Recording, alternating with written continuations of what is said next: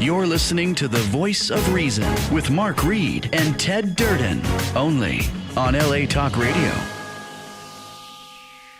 Welcome to another Voice of Reason. My co-host, Ted Durden, my Southern Democrat friend and fellow, is not here this evening. He got stuck in Whittier and some of his work that he's doing out there for the legal workers' comp issues. So I'm solo this evening. My name is Mark Reed. I'm a West Coast Republican. And normally we have a great discussion about the issues that are taking place in the political arena, and we have a civil conversation where we don't get into a big old battle about it. We find the things that we have in common with one another. And without Ted here, I get to have a little bit of fun and free play here, and with my tech guy here, Jack. Anyways, a lot of things have been happening that I think the string is finally coming unwoven. You know, General Flynn, they dropped all charges on him. They've come out with all of the different text messages and emails back and forth that they really set General Flynn up. And Comey was at the heart of it.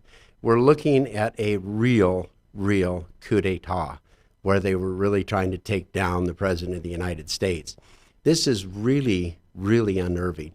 I hope that they bring out all of the charges to everybody who was involved in this. But I do believe that General Flynn was the low piece of fruit on the tree, and it's going to start happening. Adam Schiff is another individual that really came out constantly. The messages, the emails that came out stated straight out that he knew that there was nothing there in the Russian collusion. But yet he came out for years, constantly lying. I've seen the evidence. There's Russian collusion, and he's guilty. And he kept saying this and saying this. In my honest opinion, Adam Schiff should be stripped of his top secret clearances. He should be admonished by the House. He should be stripped of his committee appointments, and he should be charged for basically trying to unseat a duly elected president. Now, my opponent, Mr. Congressman Sherman, is no different. He's good buddies. They sit in the districts side by side to one another. And Congressman Sherman was following the orders of his basic command. Sam, put up picture number 1. This shows Brad Sherman standing behind Nancy Pelosi right next to Maxine Waters. Now, he was instructed by the DNC to pull the first impeachment papers against President Trump. Now, if you look at picture number 2, this shows Congressman Sherman sitting right behind James Comey when he went to testify in front of the House and discuss his firing. As we all know now, James Comey was duly fired, and he was justly so fired. He did a tremendous amount of things at his own admittance, sending 2 FBI agents into the White House, superseding all protocols, knowing exactly what he was doing, denying General Flynn of his constitutional rights of having a lawyer there, did not tell General Flynn that they were there under an investigation, and they were there really to set him up, try to catch him in a lie by lying to him themselves. So General Flynn is going to be rightly, how would you say, exonerated and washed of all claims and charges. And I hope that he sues the federal government and gets all of his money back, because it was really a pinpointed, targeted investigation on General Flynn just to take him down, to get at the president. If you look at the next ones, you know, we're going into an election, and you have Joe Biden. Joe Biden now has been really, how would you say, the charges are circling around him of women coming out with sexual harassment charges, sexual assault charges, and so forth. And it's kind of the hypocritical position of the DNC. When Kavanaugh was going through his hearings, it was a big deal. A big deal. They were sitting here, we need to believe the women. We need to believe the women. They need to come out and testify. We need to have a full-blown FBI investigation into these charges. We need to listen to the women out there. I was saying it when it was happening, and that is that the way in which the Democrats sat there and played this game in the Kavanaugh hearings, it was going to be extremely detrimental to any of the legitimate claims. Not that these other ones aren't legitimate. They're all legitimate, but it does have extreme negative effect to any woman out there who has a legitimate claim of being sexually harassed, sexually assaulted, or how would you say, just abused in any particular way at all. I mean, it has had negative effects. But if you look at my opponent, when you get into picture number 3 and then picture number 4, picture number 3 is right after Congressman Sherman was elected, and he buddied right up to Bill Clinton, then president. And Bill Clinton at the time was a real player himself. They knew it. He had to have known it. Congressman Sherman had to have known it. But as soon as Congressman Sherman became the congressman for the San Fernando Valley, he snuggled right up to the Clintons. So he is fully aware of what the Clintons were doing. And if you look at number 4, picture number 4, again, this is when Bill Clinton came out and supported Brad Sherman for one of his re-elections.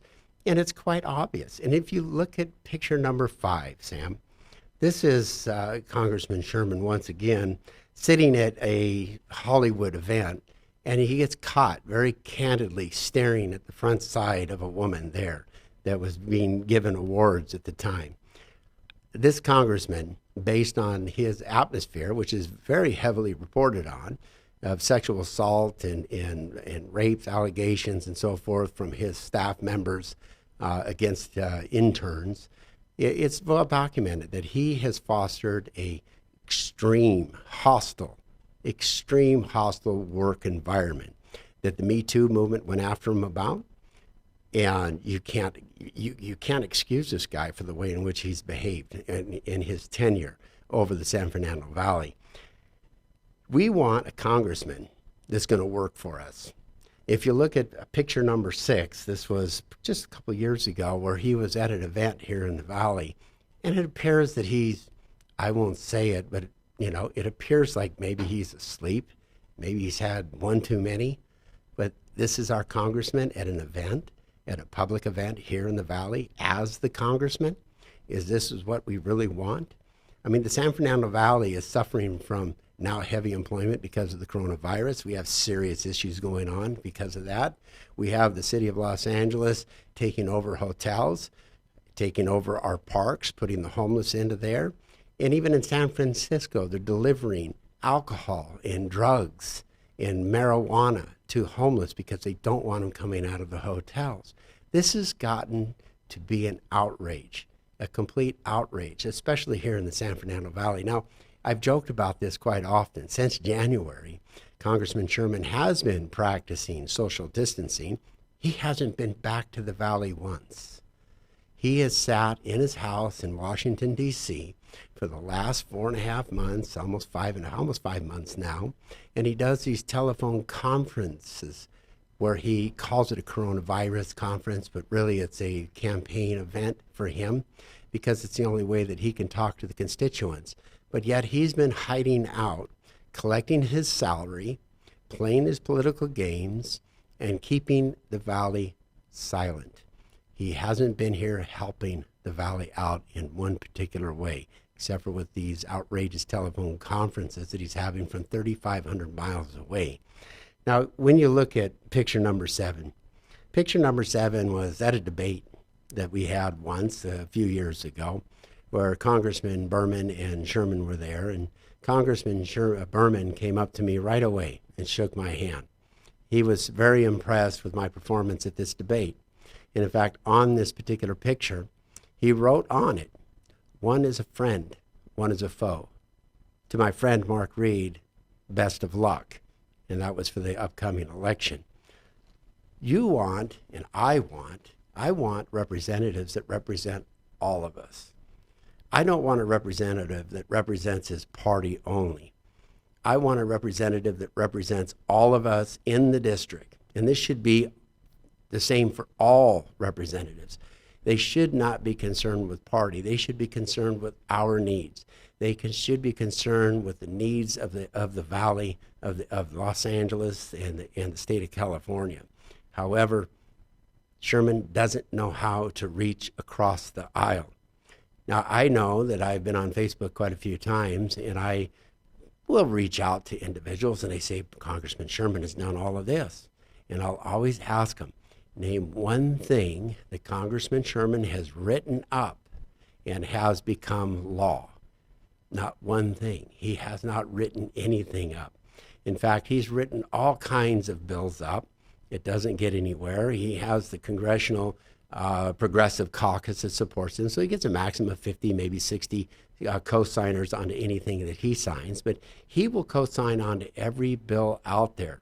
So that way he can claim, oh, I did this bill, I co-sponsored it, I co-authored it, I this, I that. But yet when you really look at it, he didn't do anything with it. In fact, there was a resolution for the recognition of the Armenian genocide, and he claimed that he did it. He didn't do it. Adam Schiff, this is actually the one who wrote it up and submitted it and pushed it through. Congressman Sherman was way down on the co-signers of that particular bill. So we, as I, would love to have a representative that is pragmatic, that will look for the problem, identify the problem, discuss and find the root causes of the problem, and then come up with an equitable solution to the problem. And this means that you have to reach across the aisle. This means you have to have civil conversations with individuals of the opposite party and your own party to come up with a solution to the problem. And we're facing many of them here in the San Fernando Valley. We're facing the homeless crisis, we're facing the drug addiction, we're facing mental health, we're facing a plethora of problems that are here in the valley. But yet our congressman expects all of us to be designated as non-essential workers. He's our congressman. They're non-essential workers because they haven't gone to work. Nancy Pelosi hasn't called the House together in months now, but yet they still collect $175,000 a year. They give us $1,200 to live on for 10 weeks. They say that's enough.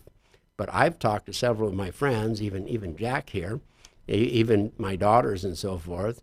They haven't seen their $1,200. They haven't seen it $500 for their children. They haven't seen any of the money. And so this has been going on since March, beginning of March is when they shut everything down. You know, and you look at that poor woman, the hairstylist over there in Texas. She had enough. She had, I think it was 18 hairstylists working in her salon, and she wanted everybody to go back to work so that she could pay for food for her children. Just pay for food for her children. The judge there fined her a heavy fine and sentenced her to 7 days in jail. This is where the Democrats, the progressive Democrats, are showing their totalitarian ways. Tonight we're going to have on our show Gordon Chang. Gordon Chang, we're honored to have Gordon Chang with us tonight. Tonight we're going to discuss the Communist Party of China's real global ambitions and what they are doing. He is a Chinese-American columnist, blogger, television pundit, author, and a lawyer. He worked in China for 10 years as a lawyer. His books include the Great US-China Teck War, Losing South Korea, the Nuclear Showdown, and the coming collapse of the Chinese economy. He called for that to come in 2011, believes. I think he's a little bit off on the timing there. But yet, when we come back from our break, he should be joining us on the phone. He's on the Hannity show this evening, so he's coming right off of that show, coming on to us. Jack, do we have a call coming in yet? Not yet? Okay. So he should be calling any moment now. And so we're going to go to break, and hopefully he'll be on by the time the break is done.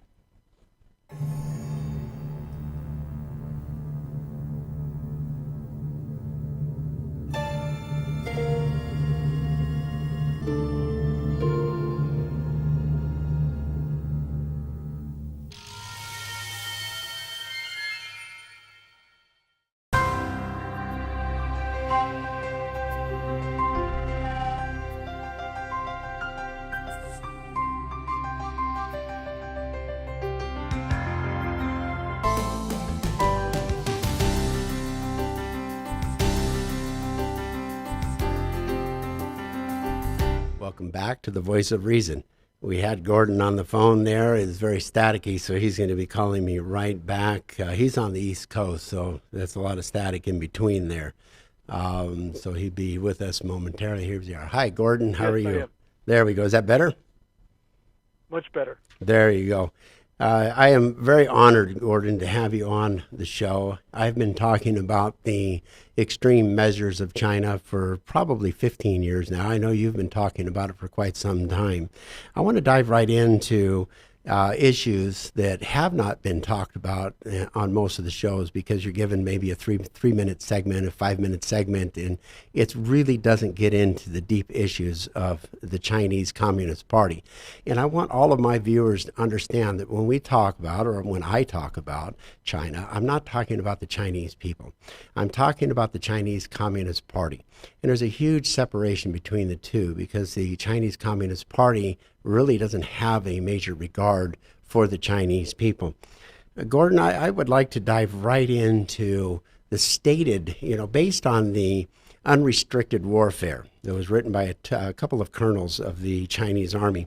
What are the stated goals of the Chinese Communist Party worldwide based on that? Well, the stated goals basically is it's just very sort of China wants to get along with everyone. We're a responsible member of the international community. But Chinese leaders have actually been hinting at a world where China is recognized as the only sovereign state. Xi Jinping has been using imagery from the imperial era, where Chinese emperors thought that they had the mandate of heaven to rule over all of what they called Tianxia, or all under heaven. And Xi Jinping has become increasingly explicit about this as time has gone on. So we've got to be concerned that their real goals are very different from the stated ones. And we've got to be very alive to the fact that their ambitions are much greater than anyone suspects. Well, their goals is really laid out quite a bit in the Belt and Road Initiative. And, for most people, when I talk to people about China, they really don't know much about it. What was the original Silk Road? Well, the original Silk Road started in Xi'an, which is central China, and worked its way through Central Asia, and ended up somewhere in Turkey, the Caucasus. And from there, of course, it was an easy jump over to Europe. Xi Jinping's Belt and Road Initiative really started out as two separate ones, both announced in 2013. There was the Belt, which was the land route connecting China to Europe, and there was the Road, which was the water route. Since that time, China's expanded the Belt and Road to include basically the rest of the world, and really significantly in 2017, they added the digital Silk Road, which was essentially to connect all the world's telecommunications to China. So this is breathtaking ambition. I mean, in terms of what they state, they just talk about infrastructure. But when you look at what they're doing, it's clear that they want to sort of end up with a world very much like all roads lead to Rome. Well, they put it, they won't say it this way, but it's really all roads lead to Beijing. Well, precisely. This is what, when I say their stated ambitions are pretty laid out in the Unrestricted Warfare book, and that is that they do want to dominate the world. They do want to dominate manufacturing and the supply chain routes, because that's what they've been doing, right, with the 14 Asian countries, is they want to interlink everything back to China. Yeah, I think it's important here to really look at what they are doing. They can say some very generous-sounding things, but when you look at the reality of it, it's actually quite horrible.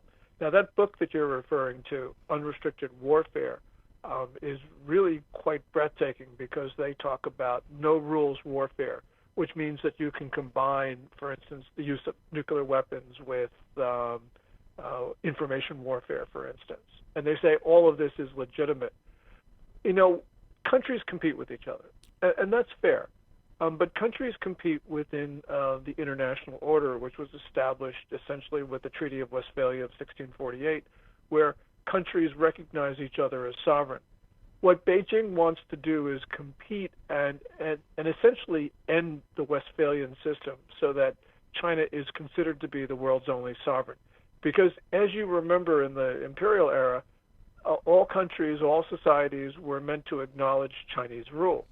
And that's where Xi Jinping has been talking, using the language and the imagery of the imperial era, and indeed acting like a Tianxia emperor. So that's what we've got to be concerned about, what they are really doing. I know you don't like to involve yourself with the domestic politics here, but this question kind of comes anyways, and that is what is it that our Congress and our representatives in the State Department, what have they been missing for the last, let's say, 2 decades now? Well, I think it's just how malign China has been. May of last year, People's Daily carried a piece which declared a quote-unquote people's war on the U.S. And that piece was also carried by the official Xinhua news agency. So you had really 2 of China's most authoritative media outlets endorsing this concept of war on the United States. And I think that's really just an indication of what China's been doing for quite some time. So we Americans tend to underestimate Chinese ambition. So, for instance, to go back to this whole notion of Tianxia, when Chinese officials talk like this, we either ignore it or we just say it's ludicrous. But we really have to understand what China is doing. We Americans often ignore what our adversaries say. We think it's unimportant. We say they can't mean it. We say it's unimportant. And every once in a while, our adversaries reach out and shock America. And that's what I'm afraid that we're doing again. We just completely ignored Osama bin Laden. We are ignoring what the Chinese say about us, but it is extremely malevolent. Well, I've always stated that, after World War II, the UN was established, and there was 5 permanent members to the Security Council. 2 of them were friends, and 2 of them were enemies to the United States. China and Russia were the enemies of the United States. I believe that China has been like a sleeping giant, kind of like a possum in the road. And they have engaged in a very successful propaganda and also the taking over of Western media. And this is how they've infiltrated. Am I correct on that? Oh, yes, certainly. And Deng Xiaoping was actually very clear about that when he talked about biding time, hiding your strength. And essentially, we sort of thought, oh, that sounds great, that they really want to be a part of the international system. Well, no. What Deng Xiaoping was saying was when the time is right, they were going to spring. And this is what we're seeing with Xi Jinping, who has been very clear about his objectives. So, the Chinese say, well, yeah, we deceived you, but you wanted to be deceived. And there's a measure of truth in that, that we purposefully deceived ourselves. Now, we've got to stop doing that because we now have, at this moment, 75,000 Americans have been killed by a coronavirus, which I believe Xi Jinping deliberately released on the world. I think that it started as an accident, but I believe that Xi Jinping, having seen the coronavirus cripple his country, if he wanted to get even with the rest of the world by spreading coronavirus, he would have done exactly what, in fact, he did do. So we can infer malign intent from his actions, because he took actions that inevitably would lead to the spreading of disease and infection and death around the world. So we've got to understand that the Chinese Communist Party has now killed 75,000 Americans, and this is going to get worse before the virus is done with us. Oh, absolutely. Over 200,000 worldwide. Their actions, once they knew the virus was released, whether it was accident or intentional, we haven't determined that. My personal feeling is it was on purpose. Reading the benefit added or the value added to the coronavirus started, I believe it was 9 years ago in the United States, and over 200 scientists, virologists, actually signed a piece of paper saying, no, this was not a good research to do, and they wanted to stop it. And then it went to Wuhan, where they added $3.7 million of U.S. money into the research of the benefit added to this coronavirus. So whether it got out or didn't get out on purpose isn't even the point of topic anymore. It was China's actions after it got out, which was the restriction of travel from Wuhan to Beijing and Shanghai, but they allowed over 5 million people to leave Wuhan to all points of the world. Go ahead. Yeah, there are two things here which I think are critical. One of them is that China announced that the coronavirus was human-to-human transmissible only on January 20. But doctors in Wuhan knew about that in the second week of December. So Beijing knew about it a few days after that. That means there's like a 5.5, 6-week period where China knew that this was H to H, as they say. If China said nothing, that would have been grossly irresponsible. But during that period, Beijing tried to convince the world that it was not human-to-human transmissible. They were deliberately falsifying that, deliberately deceiving the international community. And at the same time, as you point out, Xi Jinping pressured countries not to impose travel restrictions on arrivals from China, which took an epidemic which should have been just confined to China and spread it around the world. So you look at those two things together, deliberately lying about human-to-human transmissibility and pressuring countries to take arrivals from China, and you've got to come to the conclusion that Xi Jinping deliberately spread this thing. Otherwise, why would he have taken those decisions? There's really no other explanation for that. And that means that we should be holding China accountable for the deaths and for the economic toll that is taken on the American Republic. Well, I believe it's 180 plus countries have been affected by this virus as well. So it's not just America. I think it has to be an international effort to hold China, the Communist Party of China, accountable for their actions. Yes. It can't be just America in we itself. We should be acting in conjunction with those other countries. 184 at last count, if I remember correctly. That's what the number's popping into my head right there as well. We've had Dr. Wen Chen on the show several times. She works over at Caltech. She's a biologist and informational scientist with virology and viruses. And she's pointed out quite often, she's talked about Falun Gong and the Uyghurs in the labor camps or basic concentration camps in China and the human rights violations going on over there. Whereas Americans, and we'll get into this after this next break here, the Americans really have a favorable opinion. Even my cousin, who has a manufacturing plant in China, he has a favorable position of China and doesn't really understand the Communist Chinese Party and how treacherous they really are. And I think it's been a very successful propaganda of the Chinese Communist Party worldwide, making them feel like the Chinese Communist Party is just normal. It's part of the World Trade Organization. It's part of the world community and being a nice player in it. We're going to come right back after this next advertisement here to pay our bills. Gordon, please hang on for us, okay?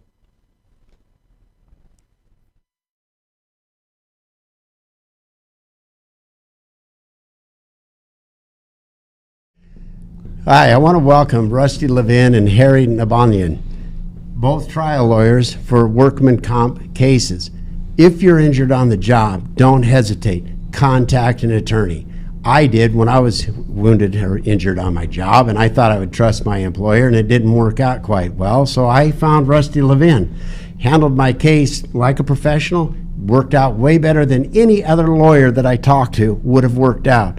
So Rusty, tell us a little bit about your company of Levin and Nabanian Trial Lawyers. So at our firm, at Levin Nabanian Trial Lawyers, we handle all matters of workers' compensation, personal injury, and employment disputes, wrongful termination matters, and things like that. We were able to help Mr. Reed out with his workers' compensation case. Unfortunately, workers' compensation injury can be very stressful, intense situation. And at Levin Nabanian, we try to get you the most benefit we can under the law, while also easing the stress and anxiety that comes along with that situation, and getting you back on your feet. My partner, Mr. Nabanian, he handles the personal injury sides, and I'll let him take it from there. And just like all injured employees out there, anybody else who gets injured as a result of somebody else's negligence has rights, and the rights that they need to protect immediately. And they should do that by calling Levin and Nabanian Trial Lawyers and letting us help ease that tension off of you and get you the result you deserve, while also making sure that you get better in the progress. So we're here for you, folks. Levin and Debonian Trial Lawyers is the best company for you to get a hold of when you're injured or have a personal injury. So give them a call at 213-232-4848, 213-232-4848. Thank and you. let them handle the stress for you while you recover at home. Thank you again. Bye-bye. Hi, my name is Ted Durden, and I want to take a moment to talk to you about trust, and I trust churchandlaw.com. When it comes to workers' compensation and employment law, you can trust churchandlaw.com. If you ever need legal advice you can rely on, it's churchandlaw.com. Black and white, no gray, churchandlaw.com. 818-230-3110, churchandlaw.com. A law firm you can trust and count on. Welcome back to the Voice of Reason. We're here with Gordon Chang. You can see his Twitter handle. Follow him on Twitter because he's one of the, as I pointed out in the very beginning, I've been listening to Gordon for quite some time now. He's straightforward. He's very knowledgeable about China, the Asian, how would you say, continent, and everything that's going on over there. And so if you follow him on Twitter, which his Twitter handle is up on the screen, and you will be just as informed as everybody else is. And Gordon, I want to shift a little bit of gears here. Is once China, let's just cut to the chase. They released the coronavirus onto the world population. What do you feel was their intended desire in doing that? Was it just leveling the playing field, or what? What was their advantage they were trying to get? I think that they were trying to level the playing field. This week, the Department of Health and the Department of Homeland Security actually said that their motivation was essentially to, they deceived the world on the coronavirus because they wanted to hoard personal protective equipment. I think that's such a very small part of it. I think that essentially what they were doing is they saw what it did to cripple their own society.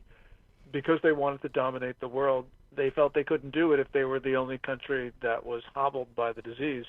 So they figured that they would roll the dice and see what would happen if they just spread the disease. It's hard to figure intent in a sense because we don't know what Xi Jinping is actually thinking. What we can do, though, is we can infer a malign intent on their part, and we can guess to why they did that. But at the end of the day, we know that it was a deliberate act, whatever their motivation was for it. Well, this is what's brought out in the book we discussed earlier, Unrestricted Warfare, and that is using international law and using the variety of economic means to place one's opponent in a bad position. This is pretty much laid out into that book, and isn't this just one of the gameplays of doing just that? Absolutely. I mean, that book can be summarized by its title. It's Unrestricted Warfare. China is certainly permitted to do anything it possibly could do. There were no rules of warfare, and everything was fair. So you can boil that book down to its title. Oh, yes, absolutely. One of the things that I've been reading on is why does the World Health Organization want to exclude Taiwan, and why is China so upset that America wants to bring them in? Well, Beijing's position has been that Taiwan is China's 34th province. And I think part of it is they want just everything they possibly can grab, but also because Taiwan is an example of what China should be. People in Taiwan don't consider themselves, by and large, Chinese, but China does.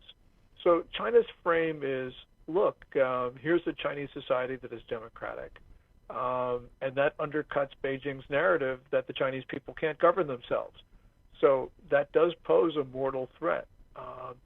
And in addition to that, the Chinese military wants Taiwan because, as a U.S. admiral said at the end of World War II, Taiwan is the cork in the bottle. It prevents China from surging its fleet into the Western Pacific because it guards two of the critical approaches to the Western Pacific. So they would like it so that they would not be bottled up, to continue that metaphor. So, you put all that together, I think that it just shows that Beijing is inherently aggressive. We got to remember that, a lot of people say, well, China would be happy with Taiwan. Well, no, it's not. Beijing is now talking about trying to grab the Ryukyus, which are clearly part of Japan. And about 3 weeks ago, we had China's ambassador to Kazakhstan saying that Kazakhstan was once part of China. That's not true. And the Chinese ambassador also said, oh, and by the way, the people in Kazakhstan, they want to be part of the People's Republic, which is also absurd. So China just wants everything. And this is classic aggressive mentality. And you just got to stop them, which is going to be unfortunate.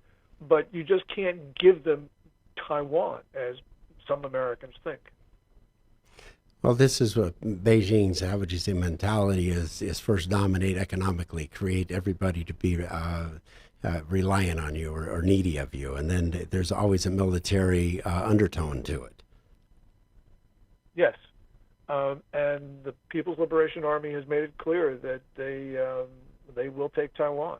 Now, one of the co-authors of that book we've been talking about, Unrestricted Warfare, who then was a Colonel Chao Lilang,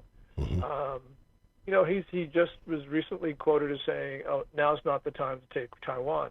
But inherent in what he was saying, implicit in it, was that that China does have a right to take Taiwan, does have the right to use force, and these are messages that the international community has to tell Beijing are just completely unacceptable.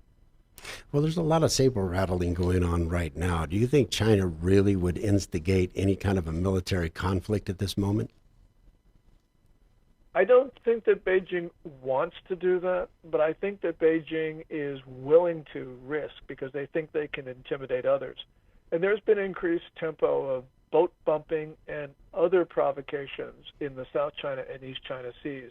You go back to the middle of February, you can count China's intended victims as Japan, Taiwan, the Philippines, Indonesia, Malaysia, and Vietnam. So the increased tempo of provocations is very worrying because whatever China wants, it could very well trigger a conflict by what it is in fact doing. Beijing thinks, it can get away with this because it's gotten away with it in the past. But the law of averages says that one of these incidents is going to go wrong and we will have a conflict. And that conflict could spread from East Asia to the rest of the world. So this is one of those moments where it's very important to deter China. And right now, with the U.S. Navy stricken with coronavirus in China's peripheral waters, Beijing, I think, sees an opportunity. Remember, the Ronald Reagan strike group is in home port in Japan, undergoing maintenance, and Theodore Roosevelt is stricken with coronavirus now in Guam, with 800 or so of its sailors infected by the disease. So China sees that the South China Sea, East China Sea are wide open because there's not very much left of the U.S. Navy there. There's a few Arleigh Burke destroyers, and that's about it. With China's, how would you say, very intricate planning, do you think they possibly, how would you say, infected these ships by when the soldiers came on to port on leave? That they actually had strategic individuals placed there to create the infection to go because they knew how highly infectious it was? I mean, that's possible. I don't tend to think that is the case. That's pretty strategically planned. It could very well be. There were a number of Chinese nationals who were caught bringing vials into the United States. Right. I don't think any of them were there on a biological warfare mission. But that's something that is possible. So, we shouldn't rule anything out until we know for sure. But the point is, whatever China's motivation is, this is a highly transmissible disease. It has now stricken the U.S. Navy. And we've got to be concerned that China sees that it has an upper hand strategically because of its being maybe better able to control the disease. Well, do you think that they really care whether they control it or not in China because they they control it pertaining to their military and the communist, the party itself, the 90 million members. But the population, they care and they don't care. Yeah. I don't know, of course, but my sense is that this was an accidental release from the Wuhan Institute of Virology.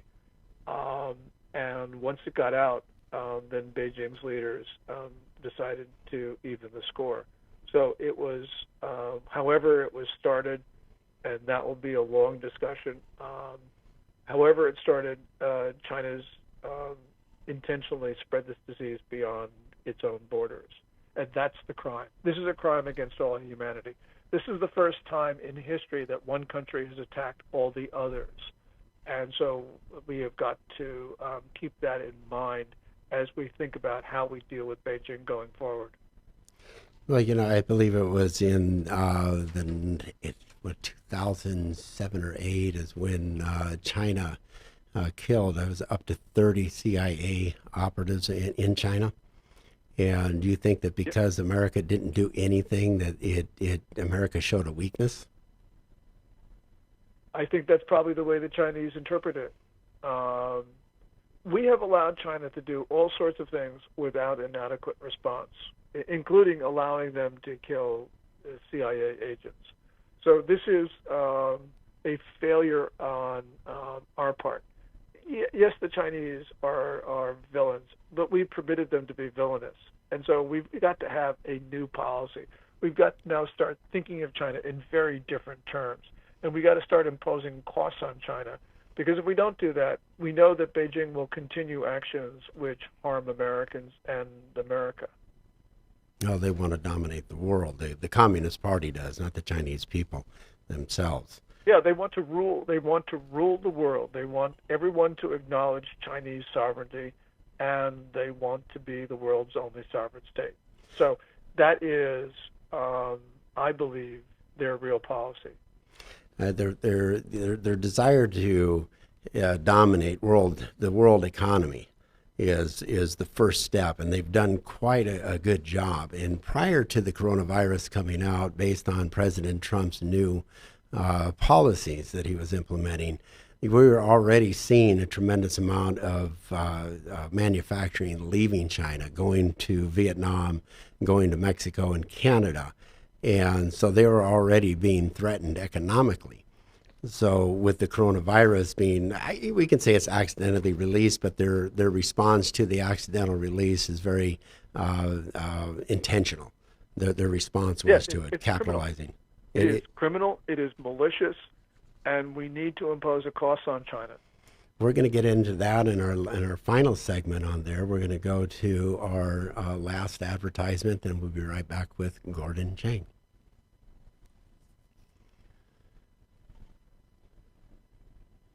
My erstwhile opponent says I don't accept debate invitations. I accept the League of Women Voters invitation. The League of Women Voters LA chapter was the one who invited him to the 5 debates with the battered women's organization, with a synagogue, 2 churches, and the American Legion. And he turned down them all flat with the League of Women Voters. Welcome back to the Voice of Reason. We're here with Gordon Chang. Please follow him on his Twitter handle. His Twitter handle is up on the screen, right by his name. You'll find out even more than what we're discussing here. We left the last segment talking about the dominance of the economy. I want to focus a little bit on the dominance here in America.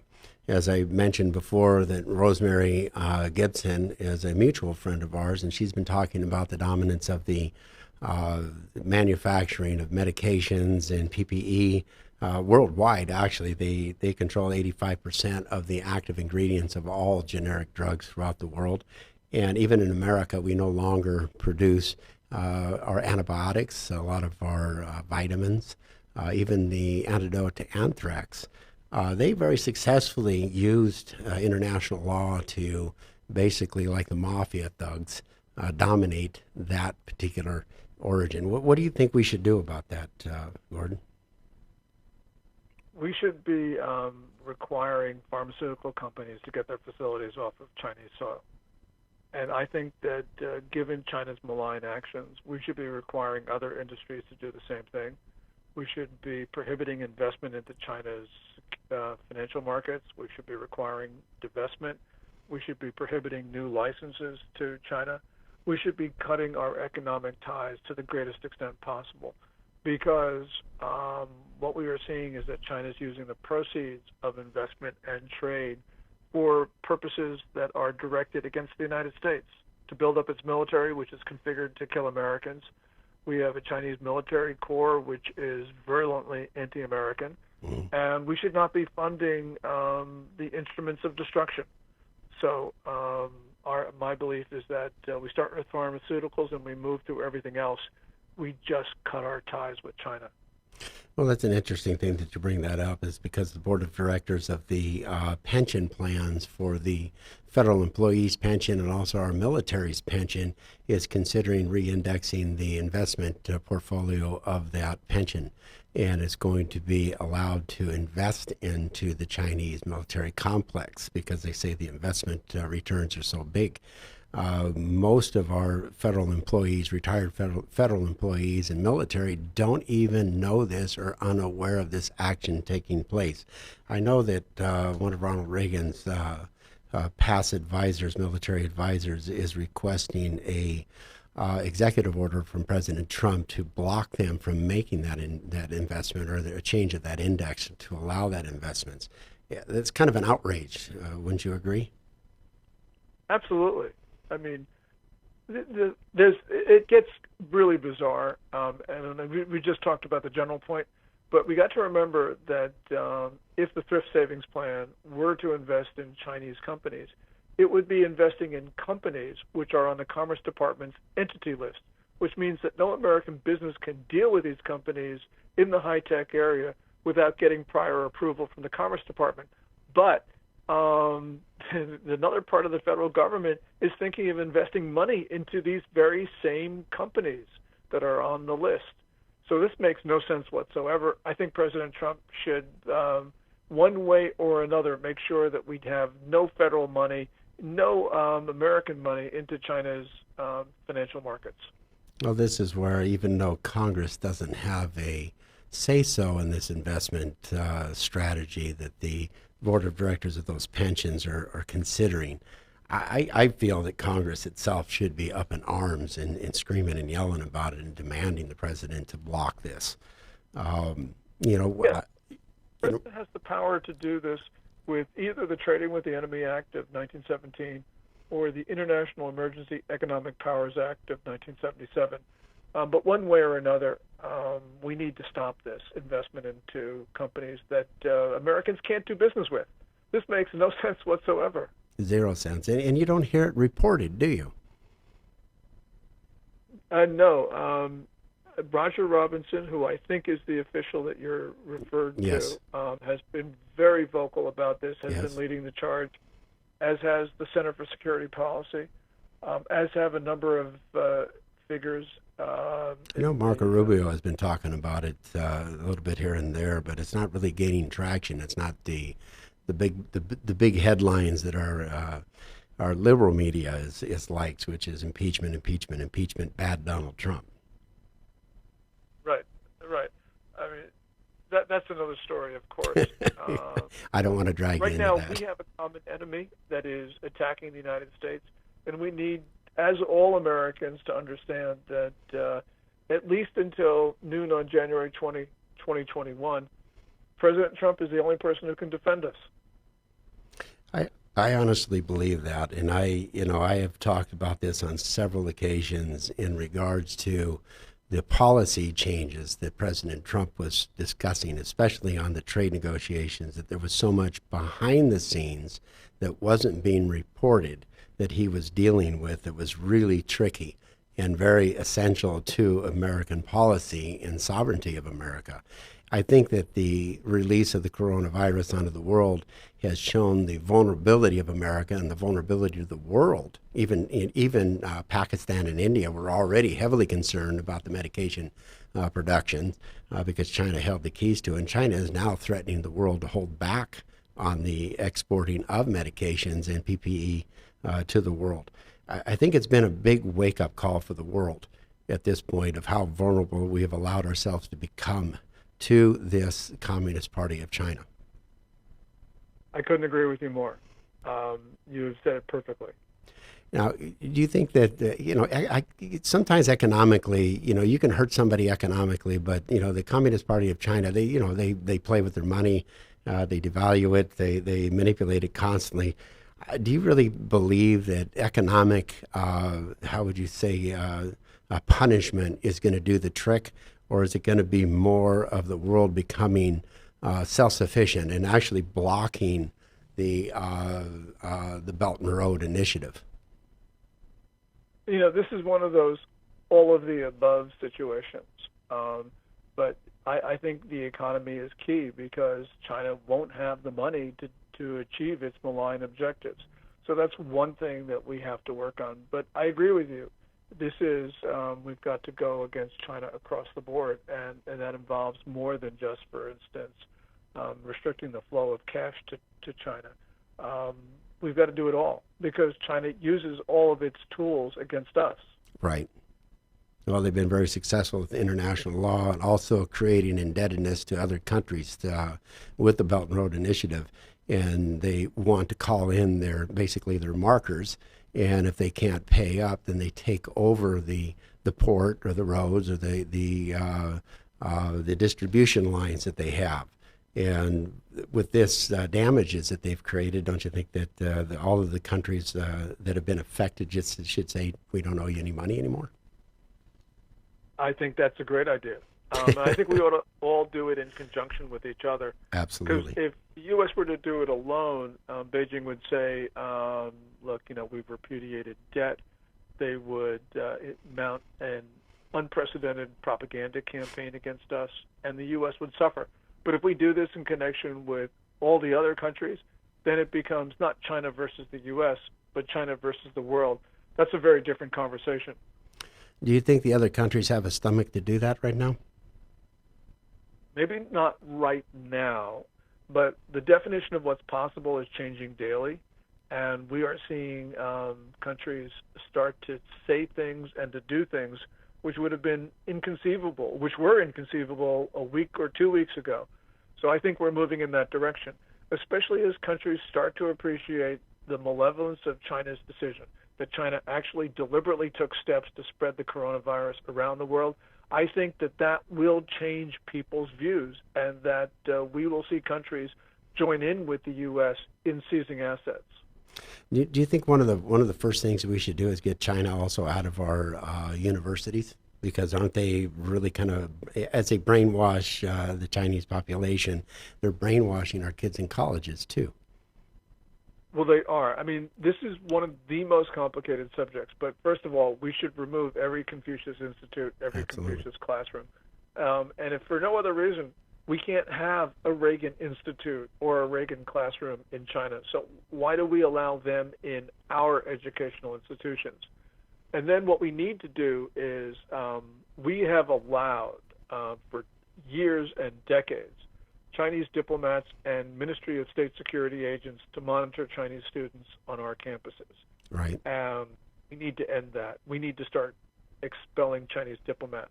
I don't know if that gets us to where we need to be in terms of stopping Chinese students from inappropriately downloading information out of university networks, but at least it gets us on the road. We very well may at some point have to remove every Chinese student from the U.S. if we can't deal with this with lesser measures, but this is a problem that we obviously have to address because we have shied away from addressing this for quite some time. I think that we can solve the problem without turfing out every Chinese student, but we need to address the problem on an urgent basis. We have to monitor it a little bit better, closer. The other one is because I've testified in front of the FCC on 4 different occasions about our media. All of our major media giants, the 4 majors right now, have heavy investment in China. And China, the Communist Party of China, constantly flexes its muscle in what they can and can't do. They cannot have any negative reporting about China at all. Should we stop our our major news networks from involving themselves in the Communist Party of China? I think that we should do that with regard to every American business. Well, I agree there. I don't mind somebody making T-shirts or light bulbs over there, but our media is something different, because that is it shapes and changes the minds and perception of China, and they've constantly done that. I know that Senator Ted Cruz has a bill, or he's proposing a bill to stop the censorship of movies that are in China, and it's because they're controlling the thought process. And I kind of want to wrap up this, and that is how do you feel we should be able to, or can, with our tech giants, take down the Iron Curtain? Because I think that would be the key to taking down the Communist Party of China, is if we can take down the Iron Curtain and get more information there. I know it's happening, but we need to do and accelerate it faster. Well, we can fund those people who can get through what they call the Great Firewall, and we can put more effort into that, and indeed we should. And we heard the Deputy National Security Advisor, Matt Pottinger, this week speak in Mandarin, and he was obviously addressing it to the people of China, and his words have been circulating around China. We need to do much more of that, because we need to speak to the Chinese people. This is the one thing that the Communist Party really abhors, when American officials do this. So we should continue to do this at an intensified pace. Well, China's greatest asset, no different than any other nation on the face of the earth. Your greatest asset is your people. And I know Xi Jinping is massively control of the people. And if they get more information, he loses that stranglehold. Last comment, do you have any comments, final comments on the Falun Gong people and also the Uyghurs in China? What do you have to say about those two groups and the relationships? Well, Xi Jinping has been waging a relentless campaign of everyone of faith. So it's not just people who are Falun Gong adherents or people who worship Islam. It's also Christians, it's Buddhists, it's just everybody. And so this is, when you look at this across the board, this is something which should unite people of faith. And what Beijing is doing with regard to its ethnic minorities, of the Uyghurs and the Kazakhs, in what it calls Xinjiang, what the local inhabitants call East Turkestan, that's a crime against humanity, putting people in concentration camps, forced labor, all the rest of it. We need to speak clearly about this, and we need to impose consequences on China. And those consequences, I believe, should be essentially a boycott. Get our companies out, disinvest, no more tech partnerships, no more licensing agreements. Just let's make our T-shirts in Central America. That's where we can get our light bulbs as well. We don't need to fund a hostile regime. Absolutely. Gordon, it's been my honor to have this very straightforward conversation with you. It's always a pleasure to watch you when you speak on different news organizations, and thank you once again for joining us here on The Voice of Reason. Well, it's been my honor to be on The Voice of Reason, so thank you so much. Absolutely. And everybody out there, please follow Gordon. His Twitter handle is on the screen. And once again, I want to thank everybody for joining us for another exciting evening of All About China and what really is not being reported and what we should be doing once we take care of this virus worldwide. Good night. See you next week.